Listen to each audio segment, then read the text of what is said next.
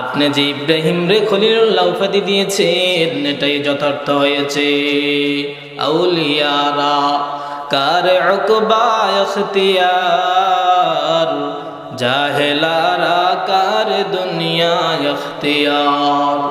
আশকারা মিল্লাত ও মজহব জুদাস্ত, আশকারা মিল্লাত ও মজহব খুদাস্ত। মিয়ানে আশিক মাশুক রা মুজিস্ত, কিরামান কাতিবিনরা হাম খবর নিস্ত। যার সাথে যার মোহাব্বত, যার জন্য যে পাগল, সে তার কথা শুনলে এমনিতে পাগল পাড়া হয়ে যায়। 2 নম্বরে আসেন গরিবরা আল্লাহ পাক রব্বুল আলামিনের দরবারে ওযর পেশ করবেন। ও আল্লাহ, আমি দুনিয়ায় এমন গরিব ছিলাম যে আমি আহার জোগাড় করার জন্য আমি মানুষের দুয়ারে দুয়ারে বেড়াইতাম, অতএব আমি আপনার ইবাদত করার সুযোগ পাই নাই। আল্লাহ বলবেন, বান্দা তাকায়া দেখ যে আমার পয়গম্বর মুহাম্মদুর রাসূলুল্লাহ সাল্লাল্লাহু আলাইহি ওয়াসাল্লাম 3 দিন নয় 7 দিন পর্যন্ত আমার পয়গম্বরের চুলায় আগুন জ্বলে নাই। তুই কি তার থেকেও বড় মিসকিন ছিলি নাকি, গরিব ছিল নাকি? এ বান্দা যাও যাও, তোমার ওযর গ্রহণ করা হবে না। 3 নম্বরে আসবে অসুস্থ ব্যক্তি, সে আল্লাহর কাছে ওযর দ্বার পেশ করাবেন। আল্লাহ, আমি দুনিয়ায় অসুস্থ ছিলাম, এই জন্য আমি আপনার ইবাদত করতে পারি নাই। 3 নম্বর ব্যক্তির ওযরের বিনিময় আল্লাহ পাক রব্বুল আলামিন তার বিপরীতে একজনকে দাঁড় করাবেন। আল্লাহ পাক রব্বুল আলামিন হযরত আইয়ুব আলাইহিস সালাতু ওয়াস সালাম তিনাকে দাঁড় করায়া বলবেন, এ বান্দা তাকায়া দেখ, তাকায়া দেখ। আমার আইয়ুব এত অসুস্থ ছিল, তার সমস্ত শরীর পোকামাকড় খেয়ে ফেললো, শুধু জিহ্বাটা বাকি ছিল। সে এত অসুস্থ হওয়ার পর আমি আল্লাহ থেকে 1 মুহূর্তের জন্য গাফিল হই নাই, আমি আল্লাহর থেকে 1 মুহূর্তের জন্য গাফিল হই নাই। ও বান্দা যাও যাও, তোমার ওযর গ্রহণ করা হবে না। 4 নম্বরে আসবে রাষ্ট্র পরিচালনা করে কি করে না।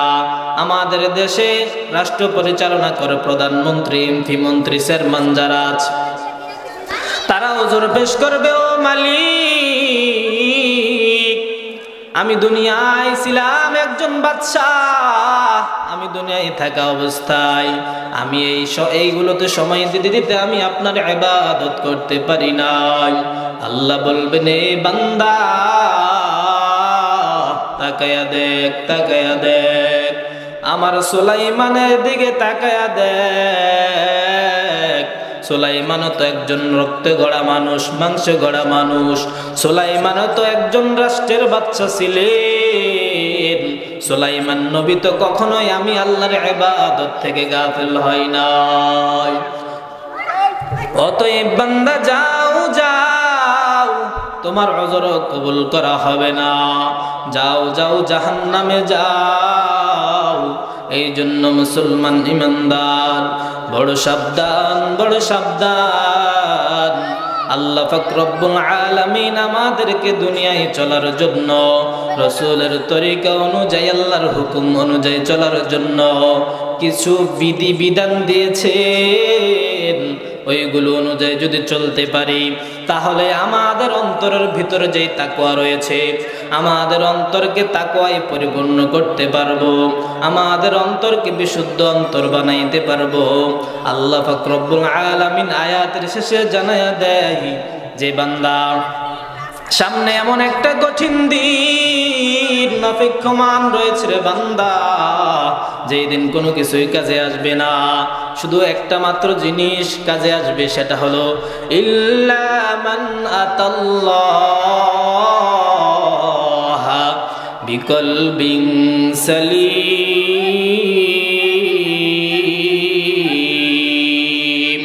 একটা মাত্র জিনিস কাজে আসবে, বিশুদ্ধ কলব। এই জন্য আল্লাহ পাক রব্বুল আলামিন আমাদের সকলকে বিশুদ্ধ কলব বানানোর তৌফিক দান করুক, সকলে বলুন আমিন। আজকে যতটুকু আলোচনা হয়েছে এই আলোচনার উপর আমল করার তৌফিক আল্লাহ পাক রব্বুল আলামিন আমাদের সকলকে দান করুক, সকলে বলুন আমিন। ওয়া আখির দাওয়ানা আলহামদুলিল্লাহি রাব্বিল আলামিন।